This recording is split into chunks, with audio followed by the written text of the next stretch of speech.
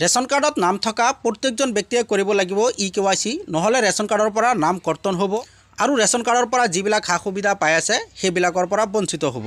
কোনসকলে ration কাৰ্ডৰ EKYC কৰিব লাগিব আৰু কোনসকলৰ কৰিব নালাগে আৰু কেনেকৈ EKYC কৰিব লাগিব আপোনালোকে এইটো ভিডিঅ'ৰ জৰিয়তে জানিব পাৰিব। আপোনালোকে ভিডিঅ'টো কমপ্লিট চালেহে গোটেইখিনি বুজিব পাৰিব। ইয়াৰ বাবে এইটো পেজত আহিব লাগিব।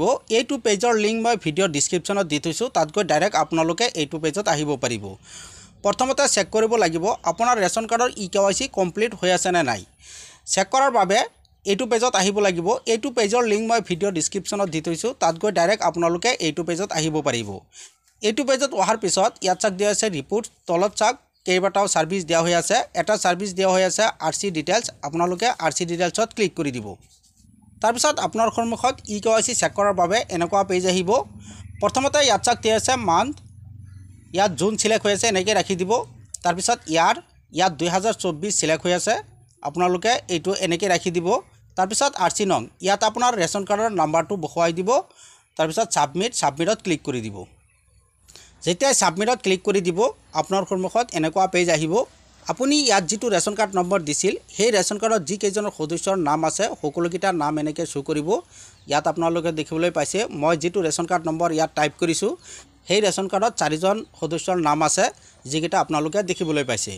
ইয়াত নাম শো কৰিব, ইয়াত জেন্ডাৰ শো কৰিব, ইয়াত এজ শো কৰিব। ইয়াত যি কেইজন সদস্যৰ নাম আছে সকলোৰে EKYC কমপ্লিট থাকিব লাগিব। ইয়াৰ পৰা যদি কোনো এজন সদস্যৰ EKYC কমপ্লিট নাথাকে তেনেহলে ৰেচন কাৰ্ডৰ পৰা নাম কৰ্তন যাব। EKYC কমপ্লিট আছে না নাই চেক কৰাৰ বাবে ইয়াত চাক দিয়া হৈছে UID। প্ৰত্যেকজন সদস্যৰ নামৰ লাষ্টত চাক কেইটামান সংখ্যা দিয়া হৈ আছে। এইকেইটা হ'ল আধাৰ কাৰ্ডৰ লাষ্টৰ 4টা সংখ্যা। সকলো সদস্যসকলৰ লাষ্টত চাক এই 4টাকৈ সংখ্যা দিয়া হৈ আছে। নিজৰ আধাৰ কাৰ্ডৰ লাষ্টৰ 4টা সংখ্যা দিয়া হৈ আছে।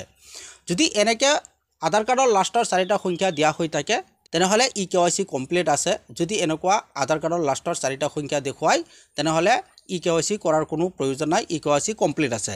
আৰু যদি ইয়াত আধাৰ কাৰ্ডৰ লাষ্টৰ 4টা সংখ্যা নেদেখুৱাই তেনেহলে EKYC কমপ্লিট নাই, EKYC কৰিব লাগিব। যদি ইয়াত আধাৰ কাৰ্ডৰ সংখ্যাৰ ঠাইত যদি আনলিষ্টেড বা অন্য কিবা দেখুৱাই তেনেহলে EKYC কৰিব লাগিব। EKYC কেনেকৈ কৰিব লাগিব ইয়াৰ বাবে আপুনি নিজে অনলাইন যোগে কৰিব নোৱাৰিব। ইয়াৰ বাবে আপোনাৰ এজেন্টৰ ওচৰত যাব লাগিব, তাত গৈ ফিংগাৰপ্ৰিন্ট দি EKYC কৰিব লাগিব। এজেন্টৰ ওচৰত আধাৰ কাৰ্ড আৰু ৰেচন কাৰ্ড লগত লৈ যাব লাগিব, তাত গৈ ফিংগাৰপ্ৰিন্ট দি EKYC কৰিব লাগিব।